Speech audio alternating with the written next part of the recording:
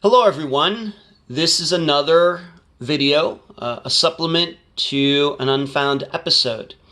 This one is in addition to the disappearance of Robbie Hurt that came out on Friday, September 11th, 2020. What you are looking at is a variety of locations mentioned during my interview with Robbie's mother, Becky. I'm going to zoom this in a little bit so you can see it a little better. Here we go. Okay. Up here in the right-hand corner, you will see where Robbie and his wife, Emily, were living at the time with their two children. You will remember that Goodyear Boulevard was mentioned where Robbie's truck was found, and I will zoom into that a little bit more in a bit. This is Goodyear Boulevard right here. You will see over here that what this says, Virginia, North Carolina line that goes right across the screen like that.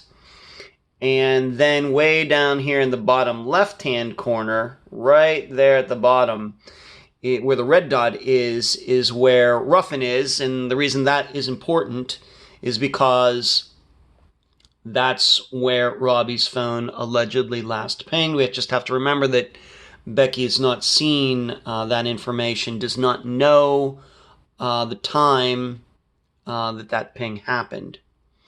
So to go through it the way it was explained in the episode is Robbie starts his morning off here, gets kicked out of his house, and seemingly, allegedly, he ends up at Bob's house. Now, where is Bob's house? Well, that's a very good question. Becky does not know his last name, and even if she did, I don't know if we would have mentioned it during the interview. And we don't know exactly where he lives, but being that we know, and this is Goodyear Boulevard, once again, looking at that right there. We don't know where he lives, but we can make a pretty good guess. Being that we know that Robbie's truck was found roughly a mile from where Bob lived, and Bob lives in North Carolina, we can deduce that he must live maybe over in this area. There may be some, let's just zoom in there and see if we can see some houses there. And there are. There's a church, but there's some houses there. Sure there are. Or maybe he lives maybe over more in this direction, like on this Walters Mill Road, which also has some houses in it. Either way, Robbie's truck was found about a mile from Bob's house, but in Virginia. So I'm thinking Robbie's truck was found in this area right here. Now, why is it called Goodyear Boulevard? Because right here is a Goodyear manufacturing plant. So that's where it gets its name. So, once again, to diagram this, I hope I'm not making you too dizzy. He starts out his day in Ringgold. Allegedly, he ends up at Bob's, has an overdose. Bob brings him back to life. And then Bob takes off again, not saying where he's going. And his truck ends up on this road right here, but couldn't have been up here because once again it has to be within a mile of Bob's, who lives in North Carolina. So I'm saying that Robbie's truck was found in this area right here.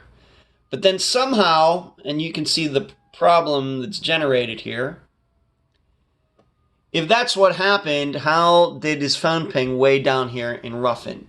Did his truck break down up here and somebody picked him up and brought him down there? Could it be that Robbie didn't go to Bob's first? Maybe he went to Ruffin first and then came back to Bob's and overdosed?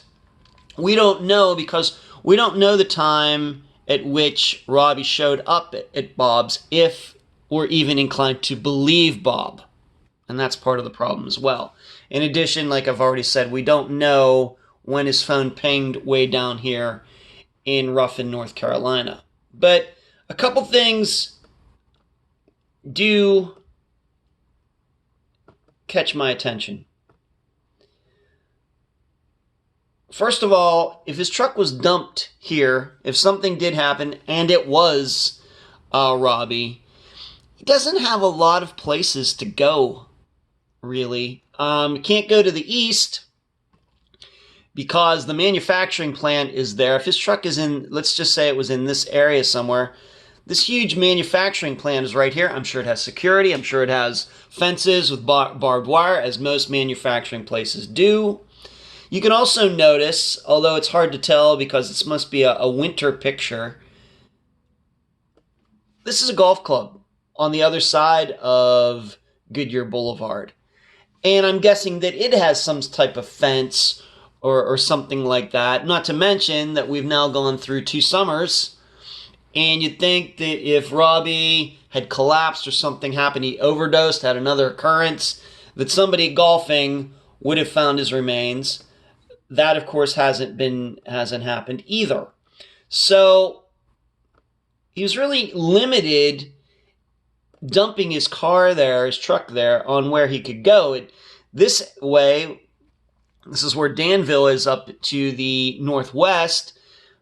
However, there are some trees and forests and woods in this area, if we are to believe that maybe he strayed off into these woods and something happened there. But I think what I'm showing here is that, first of all, Goodyear Boulevard is not some twisty back road, some 2-lane back road out in the middle of nowhere. It's not. Second of all, there's a limited amount of directions that Robbie could have gone, which should have made searching for him easier and make it more likely that his remains would be found.